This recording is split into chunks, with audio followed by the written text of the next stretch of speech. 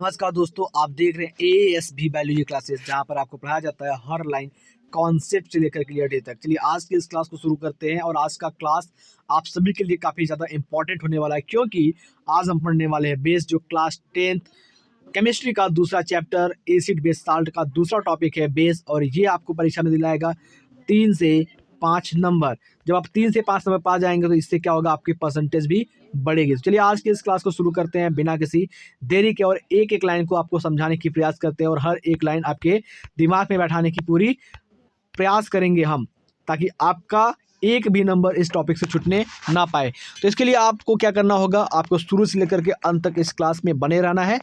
ये क्लास बहुत बड़ा नहीं होने वाला है, 20 से 30 मिनट का क्लास होने वाला है, और सारी डाउट आपकी क्लियर करने वाला हूँ मैं। चलिए शुरू करते हैं।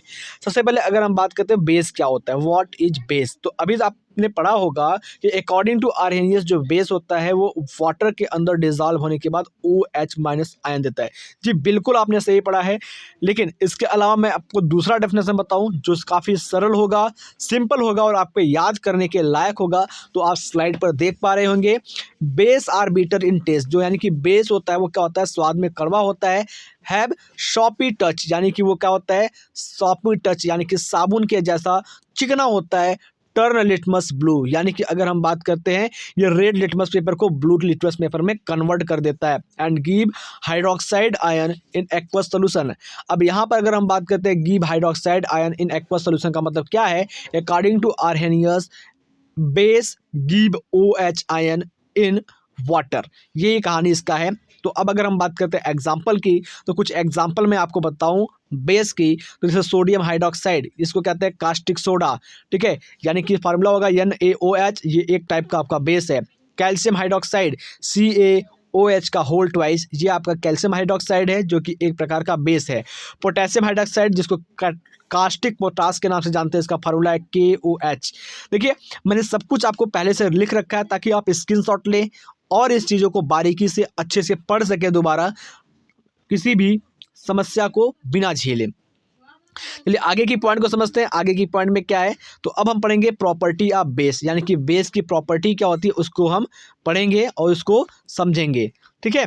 तो प्रॉपर्टी ऑफ बेस की बात करते हैं तो बेस के गुणों को देखने वाले हैं। क्या, जो बेस होता है वो कैसा होता है, स्वाद में कड़वा होता है, यानी कि बीटर होता है टेस्ट में। सॉपी टच, यानी कि इसकी अगर हम टच करते हैं इसको तो ये साबुन के जैसा चिकना होता है। ये रेड लिटमस पेपर को ब्लू लिटमस पेपर में कन्वर्ट कर देता है। कंडक्ट इलेक्ट्रिसिटी इन सोल्यूशन, यानी कि ये सोल्यूशन में जाएगा तो इलेक्ट्रिसिटी को कंडक्ट करने का काम करता है, इलेक्ट्रिसिटी को ले जाने का काम करता है। अगर अगले पॉइंट की अगर हम बात करते हैं तो ये क्या करता है, रिलीज करता है OH ion in aqueous solution, यानी कि एक्वस सोल्यूशन में जब ये जाएगा तो OH आयन को ये क्या करेगा, रिलीज करने का काम करता है। यानी कि जैसे यहाँ पर देखते हैं, जैसे हमारे पास क्या हो गया, NaOH हो गया, और इस NaOH को H2O के साथ मिलाया जाए तो ये क्या करता है, रिलीज करता है।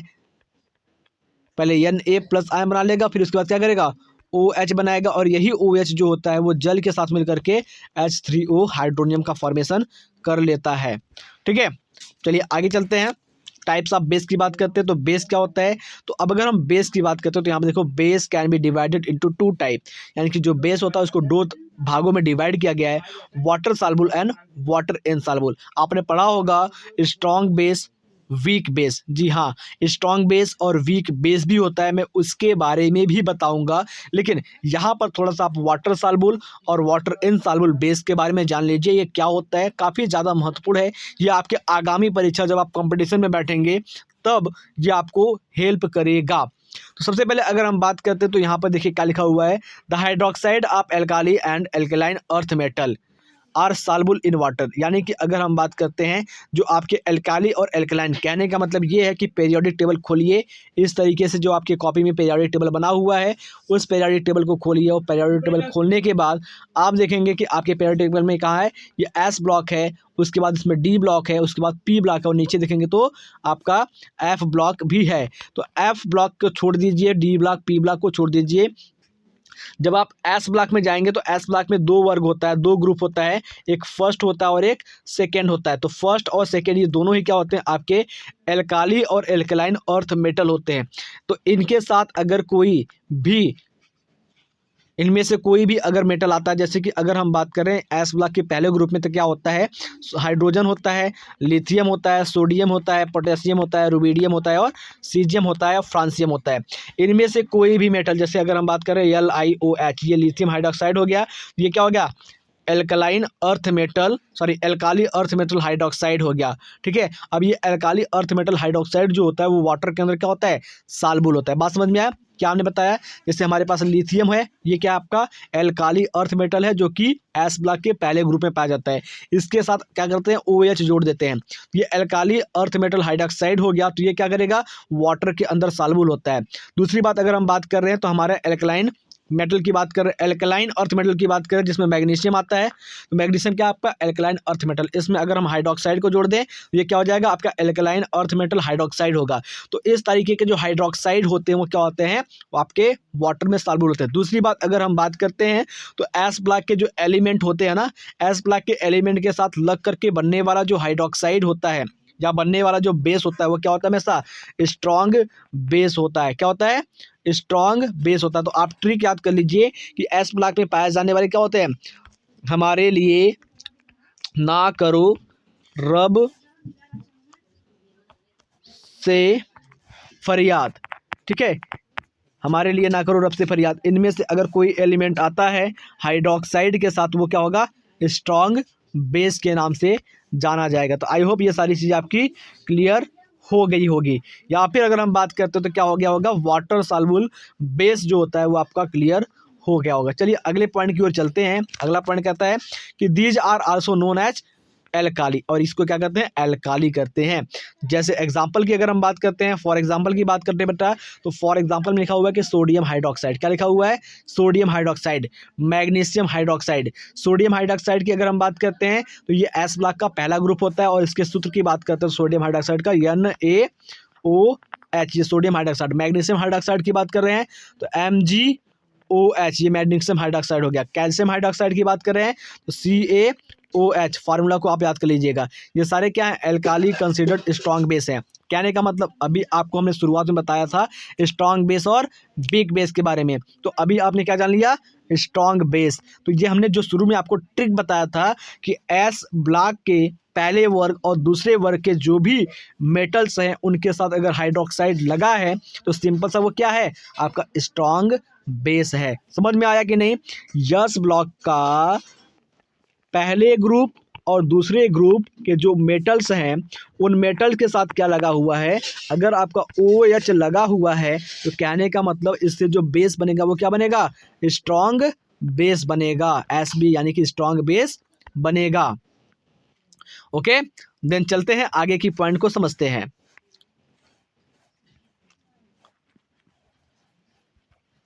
अब दूसरी बात अगर हम बात करें वीक बेस की, यानी कि अगर हम बात कर रहे हैं नॉन वाटर सॉल्युबल या वाटर इनसॉल्युबल हाइड्रोक्साइड की अगर हम बात करते हैं तो जितने भी वाटर इनसॉल्युबल हाइड्रोक्साइड होते हैं वो सारे के सारे वीक बेस होते हैं।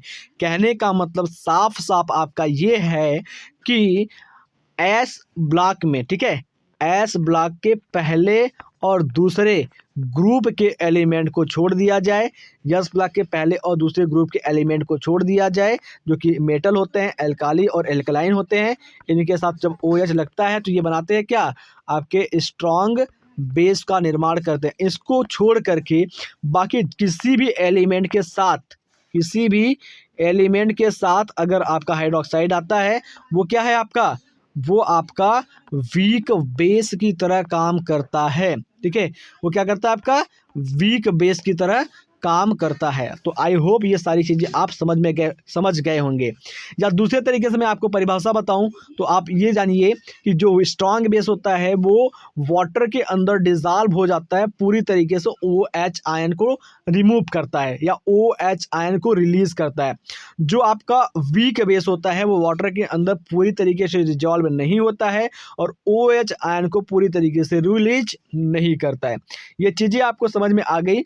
अब अगर हम बात करते हैं तो दूसरा हमारा पॉइंट है केमिकल प्रॉपर्टी ऑफ बेस, यानी कि बेस की केमिकल प्रॉपर्टी की बात कर रहे हैं। देखिए अगर हम बात करें तो पहले चैप्टर में आपको बताया था कि केमिकल रिएक्शन क्या होता है, केमिकल इक्वेशन क्या होता है। तो अब यहाँ से मैं क्वेश्चन पूछ रहा हूँ आपसे कि केमिकल रिएक्शन क्या होता है और केमिकल इक्वेशन क्या होता है, दोनों का आंसर आप हमें बताइए। क्या केमिकल रिएक्शन और केमिकल इक्वेशन का डेफिनेशन आप कमेंट करके हमें बताइए, ठीक है। तब तो मैं जानूंगा कि आप पढ़ाई कर रहे हैं या फिर नहीं कर रहे हैं। चलिए शुरू करते हैं, केमिकल प्रॉपर्टी ऑफ बेस को समझते हैं। तो केमिकल प्रॉपर्टी ऑफ बेस की अगर हम बात करते हैं तो पहले पॉइंट में अगर हम बताते हैं तो पहले पॉइंट में reaction of base with metal, यानी कि जो बेस होता है उसका रिएक्शन करवाएंगे किसके साथ, मेटल का। तो अब अगर बेस की बात करते तो आपको एल्काली और एल्केलाइन, ठीक है, एल्काली और एल्केलाइन बेस होता है। तो यहाँ पर क्या लिखा हुआ है, जो एल्काली लिखा हुआ है इसका मतलब क्या है, आपका स्ट्रॉन्ग बेस है, ठीक है। अब अगर हम बात करते तो किसी भी बेस का अगर मेटल के साथ रिएक्शन करवाते हैं तो सिंपल सी बात है कि वो साल्ट बनाएगा और हाइड्रोजन गैस को रिलीज करेगा। कैसे करेगा, कैसे बनेगा, ये सारी चीज़ें मैं आपको डिटेल से समझाऊंगा, एक एक पॉइंट समझाऊंगा। आपके सारी डाउट्स को मैं क्या करूंगा, क्लियरली खत्म करने वाला हूं। तो देखिए यहाँ पर व्हेन एल्काली यानी कि base react with metal it's produce salt and hydrogen gas. कहने का मतलब ये है कि कोई भी एल्काली यानी कि जो बेस होता है वो मेटल के साथ रिएक्शन करता है तो प्रोड्यूस करता है साल्ट और हाइड्रोजन गैस को। तो यहाँ पर एल्काली है और ये मेटल है, इसने आपस में रिएक्शन किया तो साल्ट बना रहा है और हाइड्रोजन गैस बन रहा है। एग्जाम्पल के तौर पर अगर हम बात करें तो सोडियम हाइड्रोक्साइड नाम का एक बेस है जो देता है hydrogen gas and sodium zincate. अगर ये रिएक्शन करता है जिंक मेटल से तब, यानी कि अगर हम सोडियम हाइड्रोक्साइड गैस का जिंक मेटल के साथ रिएक्शन करवाते हैं तो ये हाइड्रोजन गैस और सोडियम जिंकेट नाम के साल्ट को प्रोड्यूस करने का काम करता है। यहाँ पर रिएक्शन देख लीजिए, सिंपल सा सोडियम हाइड्रोक्साइड है, ये सोडियम हाइड्रोक्साइड क्या कर रहा है, जिंक के साथ रिएक्शन कर रहा है। अब जिंक के साथ रिएक्शन कर रहा है तो सोडियम हाइड्रोक्साइड जिंक के साथ जुड़ करके सोडियम जिंकेट का निर्माण कर रहा है और क्या कर रहा है, हाइड्रोजन गैस को रिलीज कर रहा है। जब आपको एकदम से क्लियर पता चल गया कि हाइड्रोक्साइड रिलीज होने वाला है, सॉरी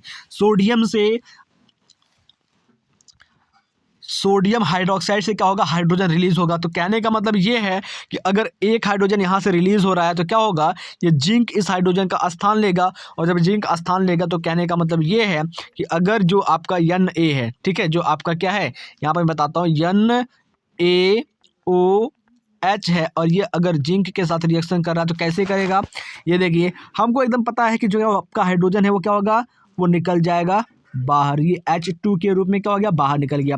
जब हाइड्रोजन बाहर निकल गया तो यहाँ से क्या हुआ, हाइड्रोजन का स्थान खाली हो गया।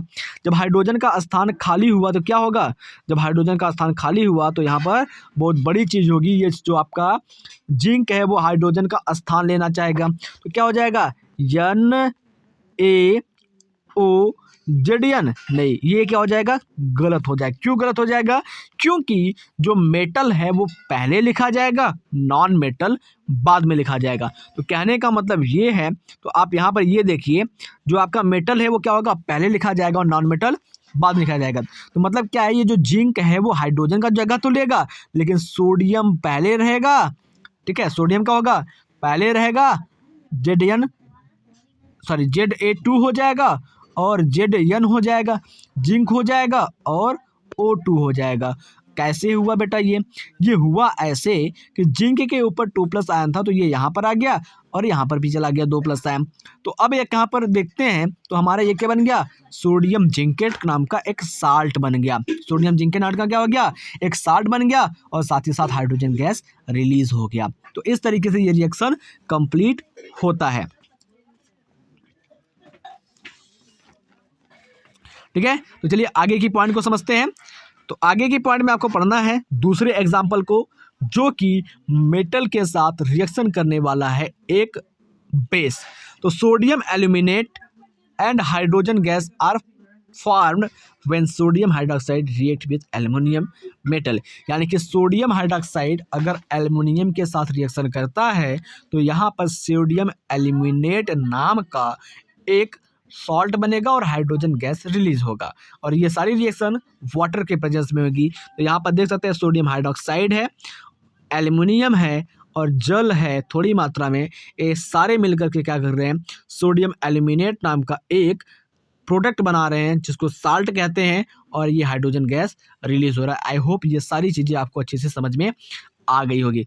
चलिए अब समझते हैं दूसरे चीज़ों को, यानी कि reaction of base with oxide of non metal, या कह सकते हैं कि reaction of base with non metal oxide के साथ समझते हैं। तो यहाँ पर क्या होगा आप समझिए, ध्यान दीजिएगा, आपको सब कुछ अच्छे से समझ में आने वाला है। देखिए क्या, non metal oxide are acidic, जो नॉन मेटल ऑक्साइड होते हैं वो क्या होते हैं, एसिडिक होते हैं इन नेचर, यानी कि स्वभाव में। फॉर एग्जांपल कार्बन डाइऑक्साइड, ये नॉन मेटल ऑक्साइड है, एसिडिक होता है, is non metal oxide. When carbon dioxide dissolve in water it produce carbonic acid. जैसे ही कार्बन डाइऑक्साइड को वाटर के अंदर डिजॉल्व किया जाएगा तो ये कार्बोनिक एसिड को प्रोड्यूस करेगा। तो यहाँ से आपको एक साथ दो चीज़ें मिल रही हैं। पहला तो मिल रहा है नॉन मेटल ऑक्साइड का एग्जाम्पल जो कि है कार्बन डाइऑक्साइड। दूसरा मिल रहा है कि जो नॉन मेटल ऑक्साइड होते हैं उसका नेचर कैसा होता है, तो नॉन मेटल ऑक्साइड जो होता है वो एसिडिक नेचर का होता है। तीसरा क्या मिल रहा है आपको, जब नॉन मेटल ऑक्साइड को पानी के अंदर डिजॉल्व किया जाए तो क्या बनेगा, एसिड रिलीज होगा, यानी कि कार्बन डाइऑक्साइड को अगर डिजॉल्व किया जाएगा पानी के अंदर तो ये कार्बोनिक एसिड को बनाएगा। Therefore when a base react with non metal oxide both neutralize each other resulting respective salt and water, और इसका परिणाम होता है साल्ट और वाटर का निर्माण। कहने का मतलब ये होता है, एकदम साफ साफ मैं आपको बताऊं तो कहने का मतलब आपका ये है कि जब एक नॉन मेटल ऑक्साइड का, ठीक है, एक नॉन मेटल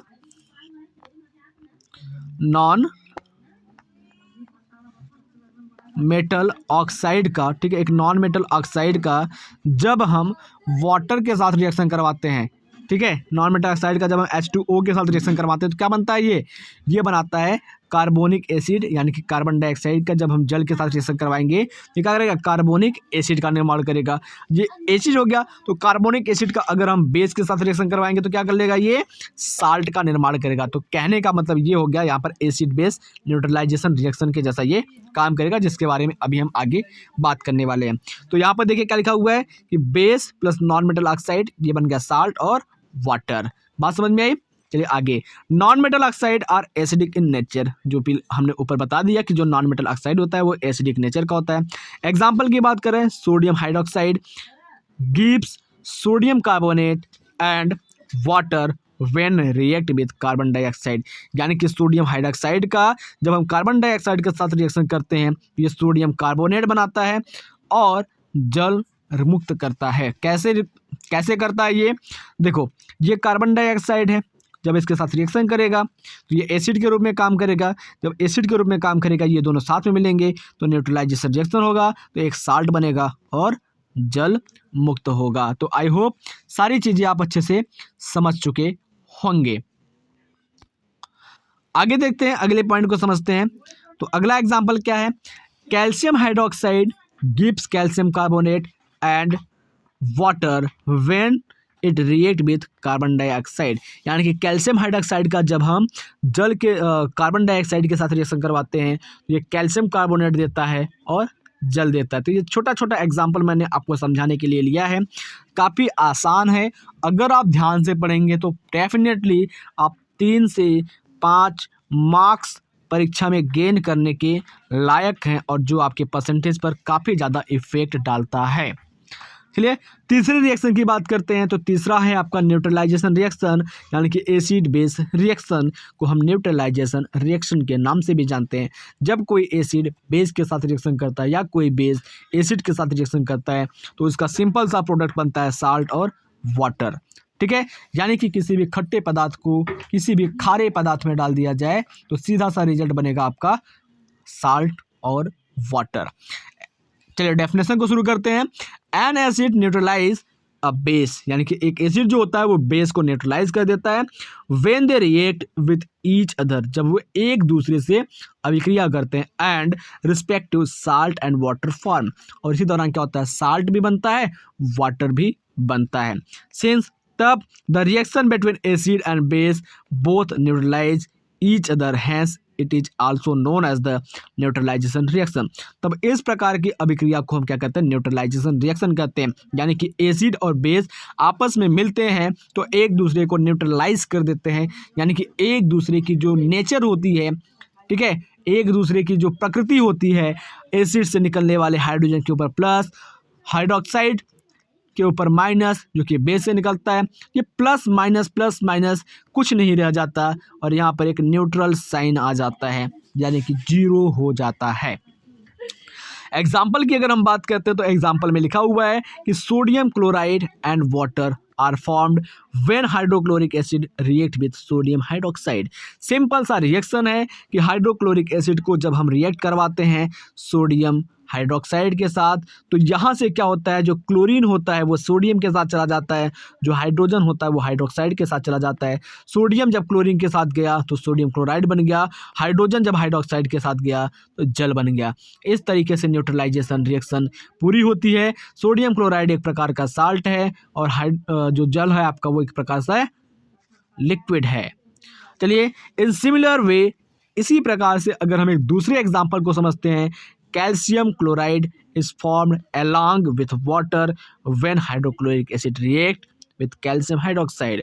यानी कि कैल्शियम हाइड्रोक्साइड के साथ जब हाइड्रोक्लोरिक एसिड रिएक्ट करता है तो कैल्शियम क्लोराइड बनता है जो कि एक प्रकार का साल्ट है और साथ ही साथ जल का भी निर्माण होता है। तो आई होप ये सारी चीज़ें आपको अच्छे से समझ में आ गई होगी, इतना डाउट आपका बखूबी क्लियर हो गया होगा। चलिए अगले रिएक्शन की ओर चलते हैं। जो अगला रिएक्शन है या अगली केमिकल प्रॉपर्टी की बात करते हैं तो अगला केमिकल प्रॉपर्टी है reaction of acid with metal oxide. यानी कि एसिड का रिएक्शन करेंगे मेटल ऑक्साइड के साथ, क्या चीज़ें बनती है उसको देखते हैं। Metal oxide are basic in nature. तो एक बात आपको और यहाँ पर मिल गई कि जो मेटल ऑक्साइड होती है वो क्या होती है, बेसिक नेचर की होती है, ठीक है, बेसिक नेचर की होती है। Thus when an acid react with metal oxide both neutralize each other. यानी कि जब कोई एसिड एक मेटल ऑक्साइड के साथ रिएक्शन करता है ये दोनों एक दूसरे को न्यूट्रलाइज कर देते हैं। जैसे ऊपर आपने देखा था कार्बन डाइऑक्साइड यानी कि non metallic oxide acidic nature का होता है, ठीक उसी तरीके के जो मेटल ऑक्साइड होते हैं वो बेसिक नेचर के होते हैं। थोड़ा सा आप ध्यान से सुनिएगा, हमने बताया कि जो नॉन मेटल ऑक्साइड होते हैं वो बेसिक नेचर के होते हैं, जो मेटल ऑक्साइड होते हैं वो आपके नॉन मेटल ऑक्साइड आपका एसिडिक नेचर का होता है और जो मेटल ऑक्साइड होता है वो बेसिक नेचर का होता है। ये चीज़ें क्लियर हुई। जब आपका नॉन मेटल ऑक्साइड किसी बेस के साथ रिएक्शन किया था तब पर भी न्यूट्रलाइज हुआ था, साल्ट बना था और वाटर बना था। यहाँ पर भी अगर हम बात करते हैं कोई मेटल ऑक्साइड एसिड के साथ रिएक्शन करता है तब पर भी न्यूट्रलाइजेशन होगा, साल्ट बनेगा और वाटर बनेगा। तो यहाँ पर लिखा हुआ है कि metal oxide are basic in nature, thus when an acid react with metal oxide both neutralize each other in this reaction respect to salt and water formed. यहाँ पर एसिड जो कि मेटल ऑक्साइड है के साथ रिएक्शन कर रहा है, साल्ट और वाटर बना रहा है। देखिए यहाँ पर बात कर रहे हैं एग्जाम्पल की, तो अगर एग्जाम्पल की बात करें तो एग्जाम्पल क्या है, कैल्शियम इज अ मेटल, दस calcium oxide is a metallic oxide. Calcium क्या एक प्रकार का मेटल है और कैल्शियम ऑक्साइड के साथ रिएक्शन किया तो मेटेलिक ऑक्साइड बन गया, which is basic in nature, जो कि क्या होता है बेसिक प्रकृति का होता है, क्षारीय प्रकृति का होता है।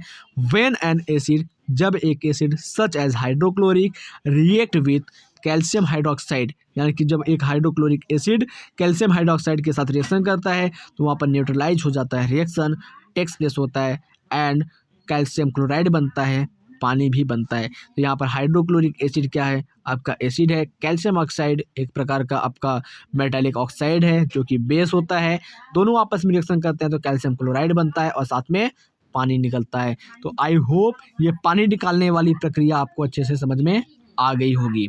सिमिलरली अगर हम बात करते हैं इसी तरीके से दूसरे प्रकार के एग्जाम्पल की, तो दूसरा एग्जाम्पल क्या हो जाएगा, similarly when sulphuric acid react with zinc oxide, तो बनता है जिंक सल्फेट एंड वाटर। तो ये सल्फ्यूरिक एसिड है, जिंक ऑक्साइड के साथ रिएक्शन करता है तो जिंक क्लोराइड बनता है और जल का निर्माण होता है। आई होप ये सारी चीज़ें आपको समझ में आ गई होगी। अब चलते हैं हम कुछ बेसिक टर्म की अगर हम बात करते हैं, कुछ बेसिक बातों की अगर हम बात करते हैं तो यहाँ पर है कॉमन इन ऑल बेस। सभी बेस में कॉमन क्या होता है, ठीक है, सभी बेसों में क्या होता है, कॉमन क्या चीज़ होता है, उसके बारे में हम बात करते हैं। इसी के साथ आज की इस क्लास को समाप्त करते हैं। मिलते हैं आपसे अगले क्लास में कॉमन इन ऑल बेस के साथ। अगर आपको क्लास पसंद आया है तो प्लीज़ क्लास को लाइक कीजिए। चैनल पर पहली बार आए हैं तो चैनल को सब्सक्राइब करके ASB बायोलॉजी परिवार का हिस्सा। आप वीडियो को लाइक जरूर कीजिएगा, क्योंकि आपके एक लाइक, एक कमेंट और एक शेयर से हमको मोटिवेशन मिलता है, जिस वजह से मैं वीडियो बनाने के लिए हमेशा तैयार रहता हूँ।